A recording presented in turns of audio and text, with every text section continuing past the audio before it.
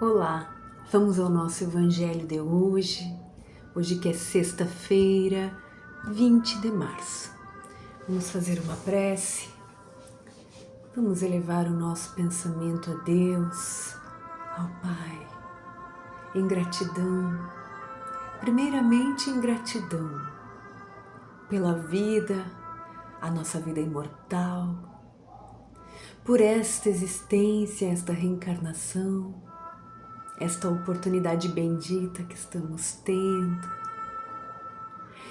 e por tudo que nela recebemos, a nossa família, o nosso lar, o nosso trabalho, as nossas vocações. Agradecemos ao nosso Mestre Jesus porque Ele é o nosso caminho, Ele que nos ensina, Ele que nos mostra por onde temos que ir. E assim nos sentimos orientados. E a espiritualidade amiga, o nosso anjo da guarda, os espíritos protetores, espíritos de luz, que nos auxiliam nesta caminhada. Fiquem conosco, espíritos amigos, neste dia que se inicia, durante esses instantes de reflexão e para todo sempre. Que assim seja. Então vamos lá ao Evangelho segundo o Espiritismo. Vamos ver o que nos vem hoje. Uma breve reflexão, um breve estudo. Tenho aqui capítulo 1, não vim destruir a lei, e veio aqui para mim aos meus olhos o item 11, de Erasto. Já em Instrução dos Espíritos, então, capítulo 1, item 11, Erasto, discípulo de São Paulo, em Paris, 1863. Vou baixar um pouquinho. E diz assim: Santo Agostinho é um dos maiores divulgadores do Espiritismo, e ele se manifesta em quase todos os lugares. Encontramos a razão disso na vida desse grande filósofo cristão, que pertence à vigorosa falange dos pais da Igreja e a quem a cristandade deve suas mais sólidas bases.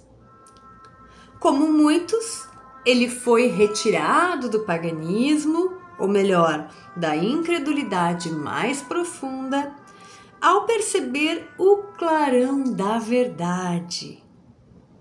Quando, em meio a seus excessos, sentiu na alma uma vibração estranha que o chamava para si mesmo. Foi aí que compreendeu que a felicidade estava em outros lugares e não nos prazeres materiais e passageiros. Quando, finalmente, em seu caminho para Damasco, o mesmo em que o apóstolo Paulo foi convertido, ouviu também a voz santa gritar: Saulo, Saulo, por que me persegues? E ele então exclamou: meu Deus, perdoa-me, eu acredito, sou cristão. Desde então, esse grande filósofo tornou-se um dos mais firmes sustentáculos do Evangelho. Esse eminente espírito nos deixou confissões notáveis, com palavras próprias de seu caráter, e ao mesmo tempo proféticas, quando pronunciou após o seu desencarne, após o desencarne de Santa Mônica, sua mãe: estou convencido de que minha mãe virá me visitar e me dar conselhos e vai me revelar o que podemos esperar da vida futura. Que grande ensinamento nessas palavras! E que previsão admirável fez Santo Agostinho com relação ao surgimento da doutrina espírita. Hoje, vendo que é chegada a hora para a divulgação da verdade que ele, já havia pressentido, torna-se o seu mais ardente divulgador e procura responder a todos que o evocam para esclarecimentos. Então tem uma nota de Allan Kardec aqui na minha edição, na minha versão, que eu vou ler, apesar de prolongar um pouquinho, porque eu acho para não perdermos, que é uma nota importante, que fica sem sentido se deixarmos ela para um outro momento. Vamos ver o que diz essa nota de Allan Kardec. Diz assim: Santo Agostinho não veio derrubar aquilo que construiu, que ele próprio, né? Como tantos outros, ele vê agora com olhos de espírito. Quer dizer, nesse momento em que Santo Agostinho vai participar da codificação, auxiliando, né, trazendo mensagens, o que Allan Kardec está dizendo aqui? Que Santo Agostinho não está se contradizendo, só que agora ele vê com olhos de espírito, o que ele não conseguia ver quando estava reencarnado. É isso que Allan Kardec está dizendo aqui. Aquilo que não via como homem.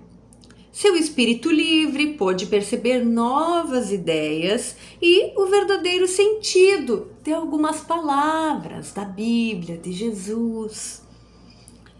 Compreende hoje o que não compreendia, o que não conseguia compreender antes. Na Terra, Santo Agostinho julgava as coisas de acordo com os conhecimentos que ele possuía, mas após retornar ao plano espiritual, ele, Santo Agostinho, pôde julgá-las com maior clareza.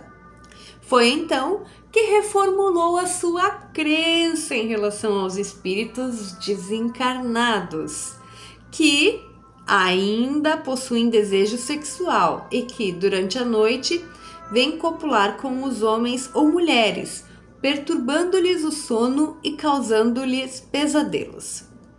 Abandonou também a maldição que havia lançado sobre as pessoas que possuíam ideias opostas às defendidas pela Igreja Romana. Sem deixar de ser o apóstolo cristão, Santo Agostinho pôde ver agora o cristianismo em toda a sua pureza. Assim, ele pensa de modo diferente ao que pensava em alguns pontos, quando estava vivo. Está sendo o propagador do espiritismo sem renunciar à sua fé, pois encontra na doutrina espírita a realização das coisas anunciadas. Hoje, ele nos conduz, Santo Agostinho, a uma interpretação mais acertada e mais lógica dos textos bíblicos. O mesmo acontece com outros espíritos que se encontram em posição semelhante à sua. Bom, vamos lá, que hoje foi um assunto interessante que nos veio aqui. Erasto, que é o espírito que traz esse assunto sobre Santo Agostinho. Erasto vem dizer que Santo Agostinho, um dos pais da igreja, uma pleiade de espíritos que eram responsáveis por vir trazer toda essa mensagem, serem estudiosos, muitos convertidos, como diz aqui, Santo Agostinho é um deles, do paganismo ao cristianismo. Conta um pouco aqui da história de Santo Agostinho, mas o que vamos fazer tem partes aqui, né, para quem está chegando agora, que pode se assustar, o que é isso? Espíritos desencarnados que possuem um desejo sexual. Quem sentir vontade, curiosidade de saber, pesquise sobre Santo Agostinho, sobre o que defendia Santo Agostinho enquanto encarnado, enquanto vivo, tá? Tem um livro muito conhecido, Confissões de Santo Agostinho. Nós não vamos entrar aqui nisso. Vamos extrair o que nós precisamos. Santo Agostinho, portanto, se converteu e no plano espiritual conseguiu ver com olhos mais amplos, entender com mais amplitude as palavras, porque ele, enquanto encarnado, ele interpretou com o que ele tinha, então ele se equivocou em algumas coisas, né? E ele retorna depois para fazer parte da codificação, auxiliar na codificação, dizendo que tendo uma outra percepção de algumas das questões. Então Allan Kardec quis botar essa nota aqui para dizer que Santo Agostinho na codificação vem reaver alguns conceitos. É nesse sentido. É uma curiosidade, de repente uma novidade para alguns de nós. Quem tiver vontade de estudar isso com mais profundidade, fiquem à vontade. Mas o que é importante é isso, devermos entendermos a profundidade da construção, primeiro, da doutrina espírita, dos espíritos que fizeram parte, que a gente vai expandindo o nosso pensamento para entender como é a evolução da humanidade, a evolução de um espírito, que não quer dizer que esses espíritos estavam errados. Eles ainda não conheciam toda a verdade, né? E justo já eram espíritos muito adiantados, né? Santo Agostinho já na sua época, e mesmo assim se equivocou. Mas quando a gente chega, a gente dá passos, chega no plano espiritual, consegue conceber tudo com outro olhar. E nós podemos, da nossa parte, conhecendo, estudando, refletindo, já fazer o que pudermos aqui, para irmos ganhando essa elasticidade mental, essa capacidade de pensar um pouquinho mais, né? E eles voltaram, deixaram todo esse manancial de conhecimento, como por exemplo Santo Agostinho deixou todo esse manancial de conhecimento, e ainda retornam para expandir ainda mais. E essa evolução vai continuar acontecendo conforme nós formos adquirindo capacidade de entendimento. Que a gente faça a nossa parte estudando, conhecendo, refletindo, para que ganhemos a oportunidade de que mais coisas venham ao nosso encontro. Muito interessante, né? Bem interessante o nosso evangelho de hoje. Muitas novidades para muitos de nós. Fica aí quem quiser estudar mais sobre Santo Agostinho, sobre o que ele acreditava. Fica o convite. Vamos então ao Livro dos Espíritos. Nós terminamos o panteísmo. Vamos lá, estamos na primeira parte do capítulo 1. Na verdade, nós não terminamos, deixamos para hoje os comentários de Kardec a respeito do panteísmo. Vamos ver então, é a pergunta 16, mas são os comentários que vêm após a pergunta. E diz assim: comentário de Kardec. A doutrina panteísta faz de Deus um ser material, porque quer dizer, né, que Deus é as coisas. Então, a doutrina panteísta faz de Deus um ser material, que embora dotado de extrema inteligência, suprema inteligência, seria numa escala maior o que nós somos numa escala menor. Olha só o que Kardec vem nos explicar. Como a matéria se transforma sem parar, se essa doutrina fosse verdadeira, Deus não teria nenhuma estabilidade. Estaria sujeito a todas as mudanças e variações e a todas as necessidades próprias da humanidade. Faltaria a ele um dos atributos essenciais da divindade, a imutabilidade. Nós já vimos que Deus é imutável, Deus não muda. Vamos lá. Não podemos juntar as propriedades da matéria com a essência de Deus. Não podemos achar que Deus é alguma coisa, né? É matéria. Não. Sem com isso rebaixá-lo em nossa compreensão. Se nós tentarmos tornar Deus matéria, a gente está rebaixando ele para poder caber no nosso entendimento. E isso não é possível de fazer. É isso que Kardec está dizendo aqui. Todos os argumentos utilizados não conseguirão explicar a natureza íntima de Deus. Os espíritos já nos disseram ali atrás, né? Não tentem entender Deus que vocês ainda não têm condições. E continua. Não sabemos tudo que Deus é, mas sabemos que o que ele não pode deixar de ser. Olha que interessante. E a doutrina panteísta está em contradição com as propriedades mais essenciais de Deus. Ela confunde Criador com criatura, exatamente como se quiséssemos que uma máquina engenhosa fosse parte integrante do mecânico que a criou. A inteligência de Deus se revela em suas obras, assim como a de um pintor em seus quadros.